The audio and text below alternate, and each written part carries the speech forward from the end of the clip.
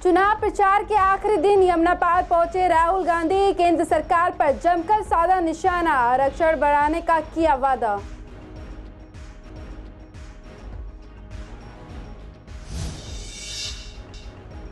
चुनाव प्रचार के आखिरी दिन आपने झोंकी ताकत, आप प्रत्याशी कुलदीप कुमार ने निकाली रैली। महिला सुरक्षा को लेकर काम करने का किया वादा।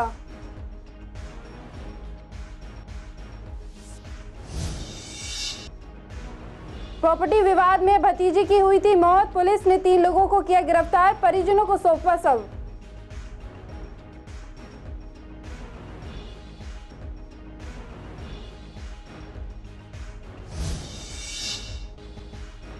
ककड़डूमा में किया गया चार्टर्ड अकाउंटेंट्स मीट का आयोजन, हर्ष मल्होत्रा को वोट देने की अपील। कैबिनेट मंत्री पीयूष गोयल ने चार्टर्ड अकाउंटेंट को किया संबोधित।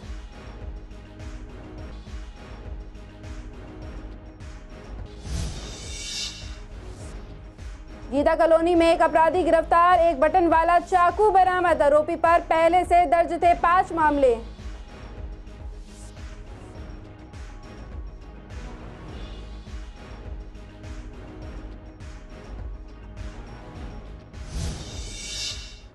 नमस्कार, आप देख रहे हैं CCN लाइव। मैं हूं आपके साथ ज़ेबा अंजुम। स्वागत है आपका हमारे खास प्रोग्राम पूर्व दिल्ली खास में। बुलेटिन की शुरुआत करते हैं कुछ खास खबरों के साथ। लोकसभा चुनाव अपने अंतरिम दौर में पहुंचने वाला है। छठे चरण के लिए मतदान 25 मई को किया जाएगा।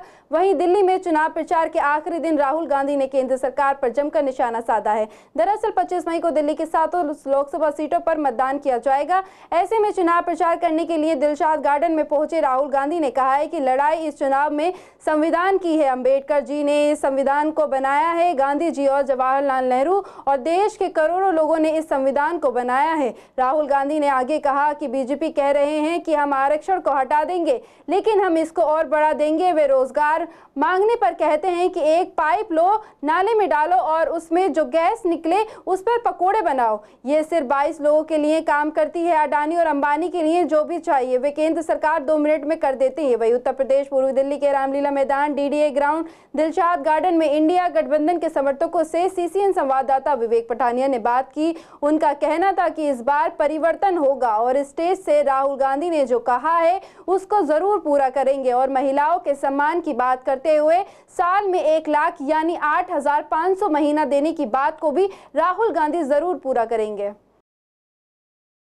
ये सिर्फ एक किताब नहीं है, इसमें हिंदुस्तान की हजारों साल पुरानी एक विचारधारा, एक सोच है।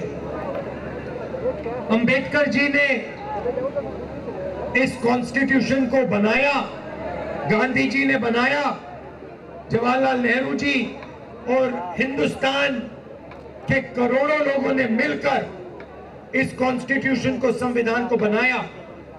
मगर इसमें सोच पुरानी है। सोच बुद्ध भगवान की है,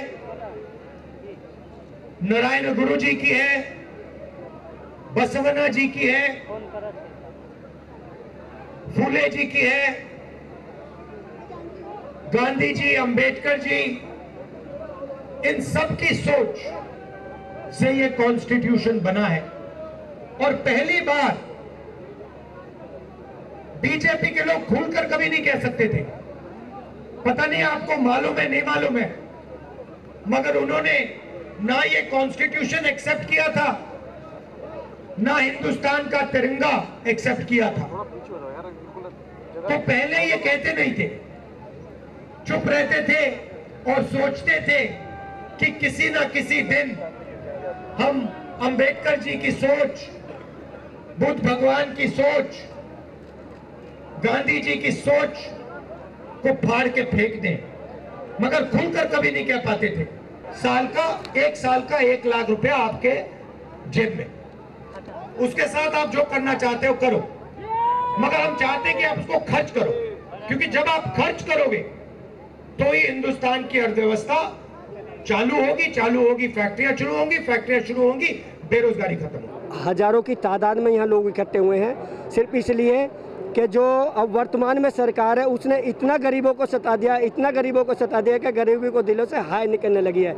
तो पहले तो आप निसंतान थे ही, अगर संतान होती तो गरीबों को नहीं सताते, आपको आटे दाल का भाव पता होता। आप जो कहते हैं हमने 81 करोड़ लोगों को 5 किलो राशन दिया है, तो वो आपके घर से नहीं आया है। आपने हम ही लोगों के काम छुटा करके हमें इतना भिखारी बना दिया कि 142 करोड़ लोगों में से 81 करोड़ लोगों को आप लोगों ने भिखारी बना करके दिखा दिया है। राहुल जी ने जो वादे किए हैं वो सच्चाई पे आधारित है। पूरी गणना उन्होंने अपनी की है, सभी अपने विशेषज्ञों को बिठा करके जो गणना की है कि जो 2 या 3 रईसों को सारा कुछ दे करके विश्व के गिने चुने रईसों में गिना दिया और एक तरफ 81 करोड़ लोगों को 5 किलो भीख मांगने पर मजबूर कर दिया। तो राहुल गांधी ने 4000 किलोमीटर की यात्रा की थी कन्याकुमारी से कश्मीर तक की, उसमें लोगों के दुख दर्द को समझा। जो राहुल जी कह रहे हैं उसे सच पे उतारेंगे। और ये जो बीजेपी जुमलेबाज है, 2 करोड़ नौकरी कहाँ गई, एक थोड़ी है उनका।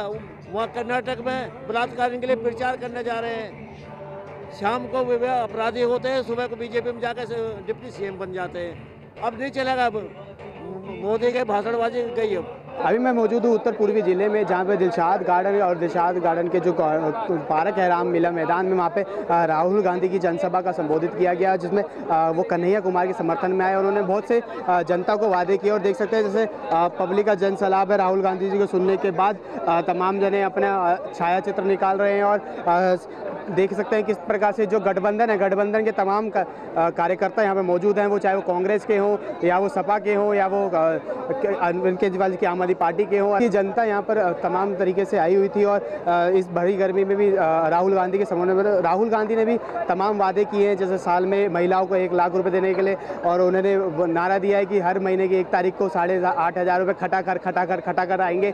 और उसी विषय में बोला कि अभी मोदी जी का तंज कसते हुए भी कहा कि मोदी द्वारा जो भी बुलवाना है तो वो शेर ये बुलवा सकता है, क्योंकि जो ये बोलते हैं उसके विपरीत ही मोदी जी बोलते हैं। Video journalist Atul Bhardwaj. चुनाव प्रचार के आखिरी दिन दिल्ली के सभी पार्टी अपनी ताकती झोंक रहे हैं। इसी सिलसिले में आप प्रत्याशी कुलदीप कुमार ने ओखला में रैली निकाली। रैली में आपके कई कार्यकर्ता मौजूद रहे। इस दौरान आप प्रत्याशी कुलदीप कुमार ने कहा है कि जैसे ही हमारी जीत होती है तो सबसे पहले हम महिला की सुरक्षा को लेकर काम करेंगे। लोगों का पिछले 2 महीनों में 1.5 महीनों में खूब समर्थन मिला, खूब आशीर्वाद मिला और लोगों ने एक बात बोली कि इस बार जो अरविंद केजरीवाल जेल में डाला गया है उसका जवाब हम वोट से देंगे। कुलदीप कुमार ईस्ट दिल्ली से और दिल्ली की 7 लोकसभा सीटें हम जीतने वाले हैं, इंडिया गठबंधन जीतने वाला है और भाजपा को पता लग जाएगा कि अत्याचार करने वालों की कभी विजय नहीं होती। सांसद का एमएलए का काम होता है वो वोट से चुन के आए और यहाँ पे आके काम करें।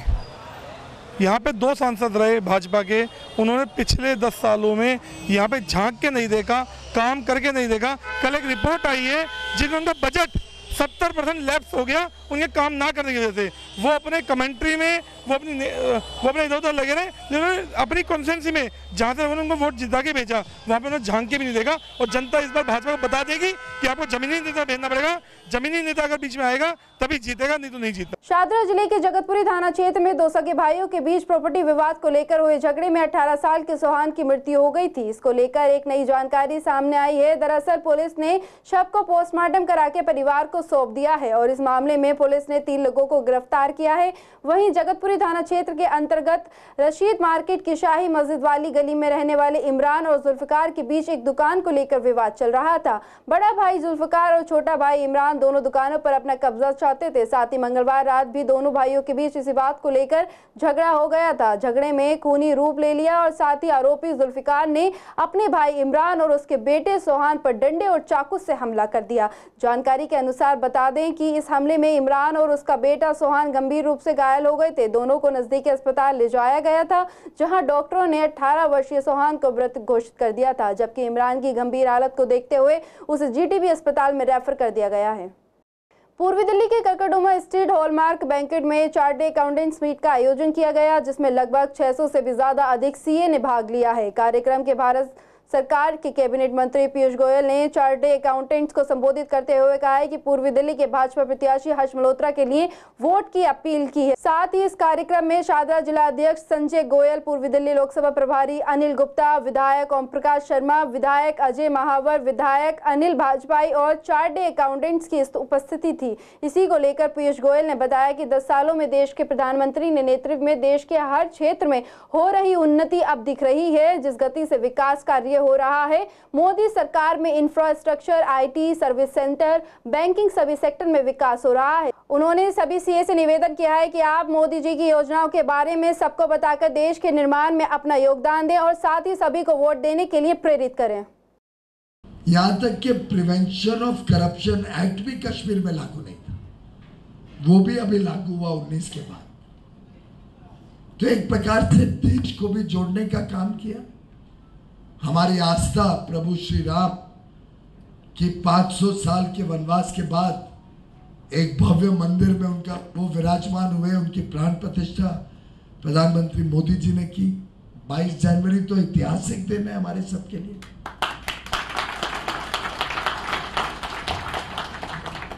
तो विकास भी और विरासत भी, अर्थव्यवस्था भी और आस्था भी, ये जो मोदी जी का 10 वर्ष के कार्यकाल का छाप छोड़ी है देश में,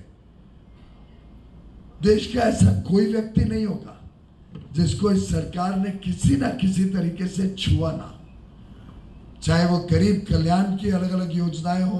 देखिए, ये चुनाव ना तो हर्ष मल्होत्रा जी का है ना मेरा है, ये चुनाव देश का भाग्य विधाता के रूप में देश का भविष्य निर्माण, भविष्य तय करने का चुनाव।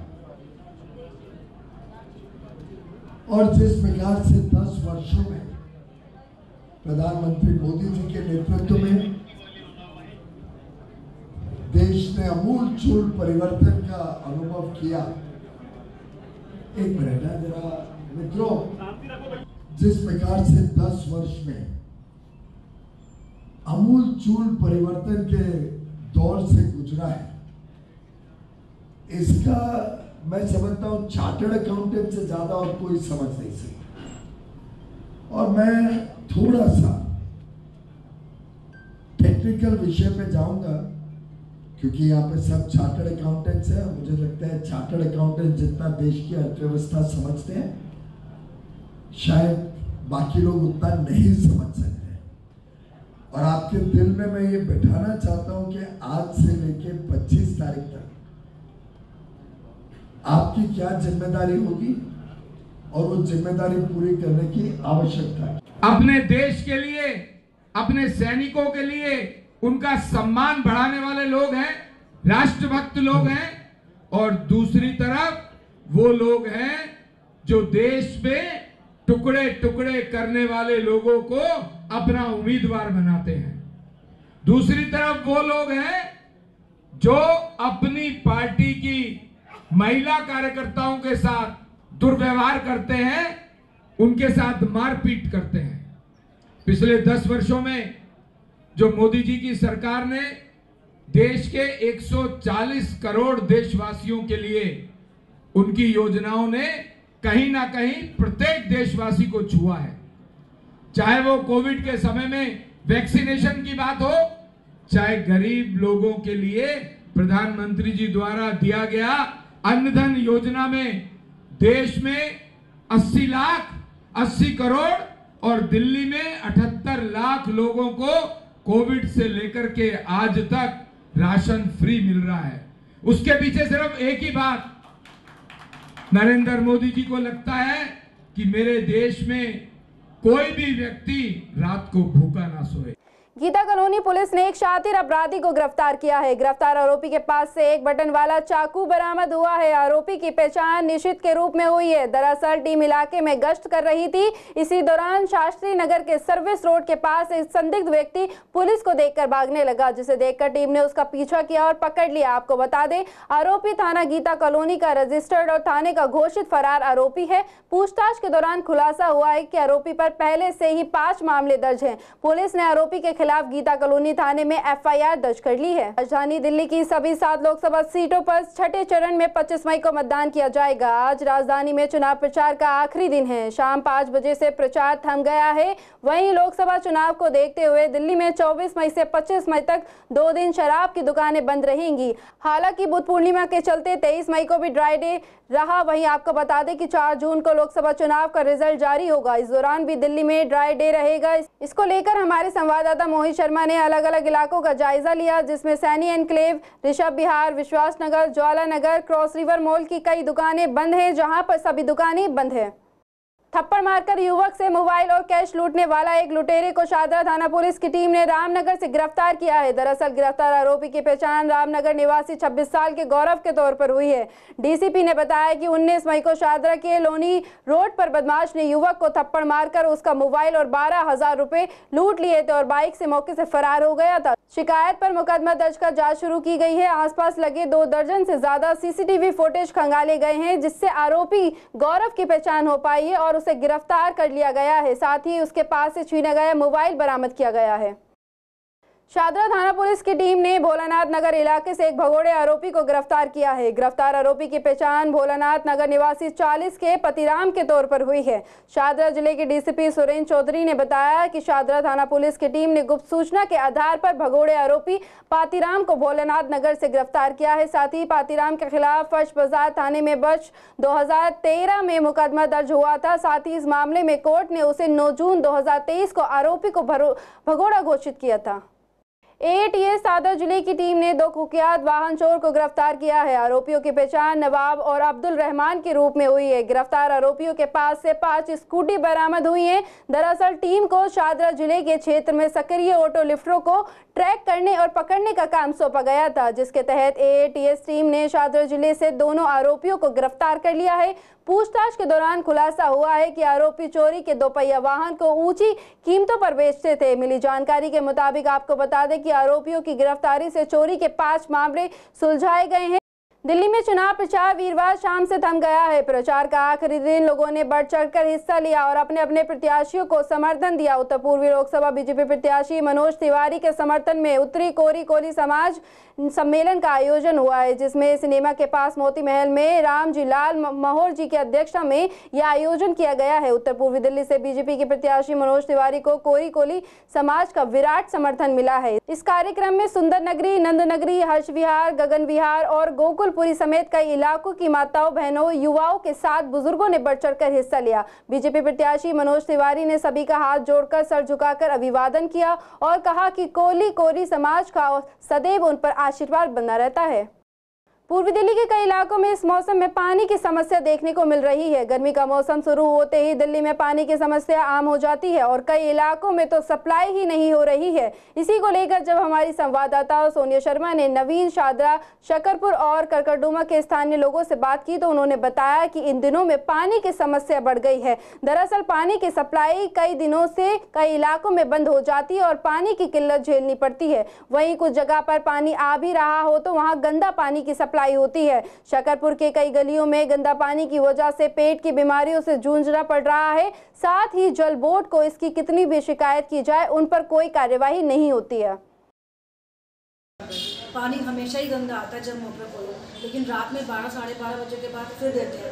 सारी रात जाग के पानी भरते हैं, उसके बाद हम दिन में काम करते हैं। पीने का पानी बाहर 100 रुपये की बोतल बिस्लेरी मंगवाते हैं। भैया सुबह सुबह पानी चाहे सुबह चलाओ शाम को चलाओ, मोटर में गंदा ही पानी आता है। हमारे यहाँ पर पानी की बहुत बड़ी समस्या है। पीने का पानी इतना गंदा आता है कि मतलब जब भी मोटर खोलो इतनी बदबू वाला पानी आता है जैसे लगता है नालों से पानी निकल के आ रहा है। और कभी जिसका अगल बगल समरसीबल है तो कभी उनके वहाँ से मांग के ला रहे हैं पानी, उससे काम चलाते हैं और पीने का बोतल लेके आते हैं। 2 महीने से हमारे यहाँ दिन रात गर्म गंदा पानी आ रहा है और ये गंदा पानी की वजह से अगर गलती से चला गया ना टंकी में और उल्ला कर ले तो सबको दिक्कत हो रही है, टाइफाइड की और जॉन्डिस। अभी मैम पिछले 3 दिन से ना पानी नहीं आ रहा है बिल्कुल भी, और कई बार जैसे मोटर वगैरह भी चला के देखी तो पीछे से पानी की बड़ी कटौती आ रही है। इसके अलावा मतलब अभी गर्मी भी आज आपको पता है टेम्परेचर कितना हाई है, इसकी कितनी नीड है और आजकल पानी की बहुत शॉर्टेज हो रही है। तो उससे पहले पानी अच्छा आता था बट अब कुछ दिनों से पानी भी ख़राब आ रहा है काफ़ी, मतलब उसमें ना गाढ़ टाइप की होती है, मतलब ख़राब पानी आ रहा है जो हेल्थ के लिए बहुत हार्मफुल है। स्मेल भी है उसमें, आप उसका TDS भी चेक कर सकते हैं वाटर लेवल का भी। पानी तो हफ्ते भर से बिल्कुल कीचड़ का आता भी है तो कीचड़ का पानी आता, पानी आ ही नहीं रहा, न सुबह न शाम को। बहुत बड़ी समस्या है पानी की, बहुत बड़ी समस्या है पानी की। पानी के बगैर तो जीवन ही नहीं है और पानी ही नहीं आ रहा है और जो आ रहा है बिल्कुल कीचड़ आ रहा है, गंदा पानी आ रहा है, जिससे कई शिकायतें कर ली लेकिन कोई सुनने वाला नहीं है। केजरीवाल साहब जेल से आके बाहर प्रचार करने में लगे हुए हैं। दिल्ली सरकार कोई देखने के लिए तैयार नहीं है। देखिए, पानी पहले टाइम से आता था, तो अभी जैसे पानी की कमी हुई है तो पानी रात को देर रात आता है, कभी 1:30 बजे 2 बजे पानी आ रहा है। जो पानी आ रहा है तो पानी की क्वालिटी बहुत ख़राब हो गई है। पानी के अंदर जो है वो गदला पानी आ रहा है, स्मेल भी है उसके अंदर। और सबसे बड़ी बात यह है कि उसका अल्टरनेट भी गवर्नमेंट की तरफ से कोई निकल कर नहीं आया है। जैसे पानी की कमी है या कोई मैसेज देना है या जनता को अवेयर करना है या टैंकर लगा देना है टेम्परेरी तौर पर, लोग अपने आप ही अरेंजमेंट कर रहे हैं। बेचारे बॉटल ला रहे हैं या पानी की कैन लेके आ रहे हैं। तकरीबन 1 महीना हो गया पानी के लिए। हमने कहा चलो आज ठीक हो जाएगा, कल हो जाएगा, 15-20 आधा घंटे 15-20 मिनट, और वो भी पानी नहीं आ रहा। लोग मोटर चला के, कई लोगों की मोटरें ख़राब हो गई हैं।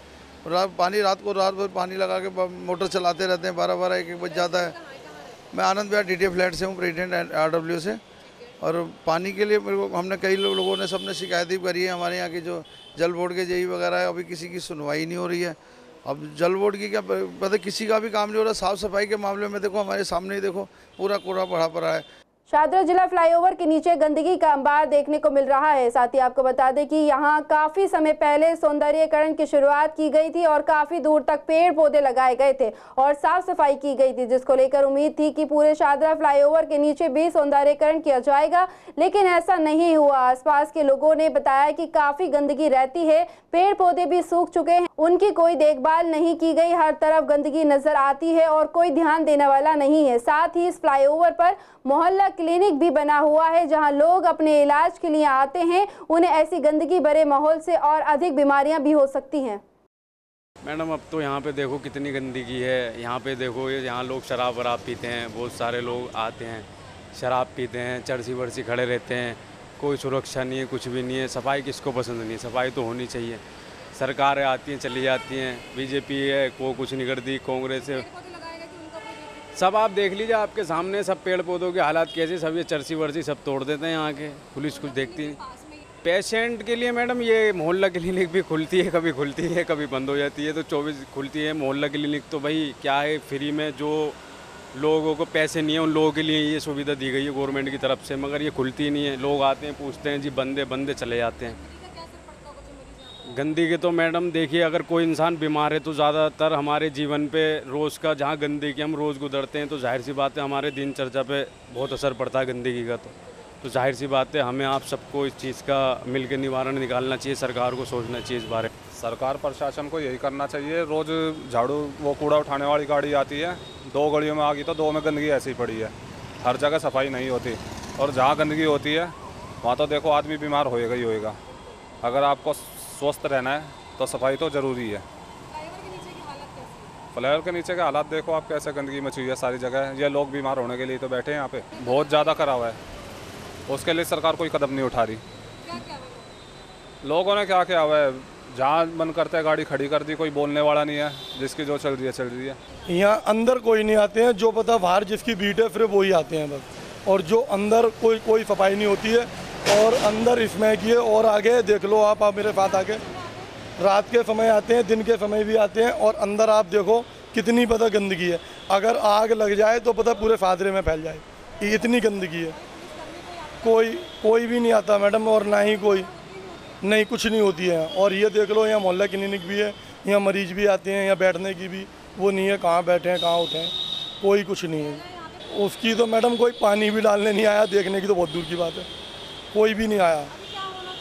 इधर मैडम इधर पेड़ पौधे लग जाएं, या इधर कोई बढ़िया पता फुलवारी फूल वूल कुछ लग जाए, और थोड़ी साफ सफाई हो, बस यही। और हमारे भी कोई बैठने में थोड़ी भी कोई दिक्कत ना हो। फिलहाल पूर्वी दिल्ली खास में सिर्फ इतना ही। बाकी खबरों के लिए बने रहिए CCN लाइव के साथ। नमस्कार।